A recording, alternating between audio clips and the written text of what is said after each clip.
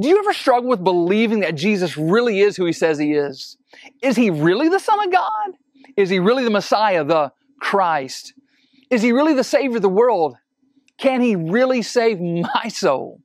Well, you and I, we can look at all sorts of different pieces of evidence that point to the truth of Jesus' claims.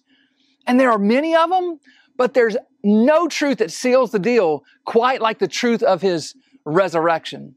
You see, Apostle Paul says in Romans 1 that Jesus was declared to be the Son of God in power according to the Spirit of holiness by his resurrection from the dead.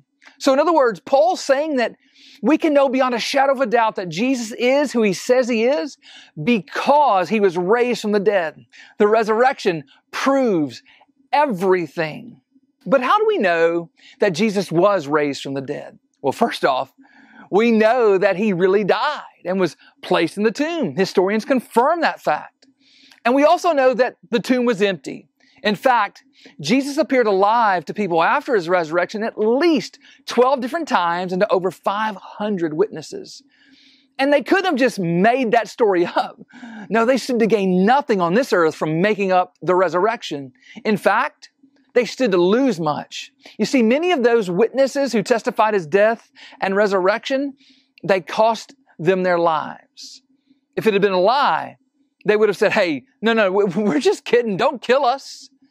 You see, nobody dies for a lie that they know is a lie. They died because the tomb really was empty and they really had seen Jesus alive again. So, beloved, Jesus really was resurrected or raised from the dead, and this resurrection is all the proof you need to know that Jesus really is who he says he is, the Savior of the world. Has he saved you? Change begins in you.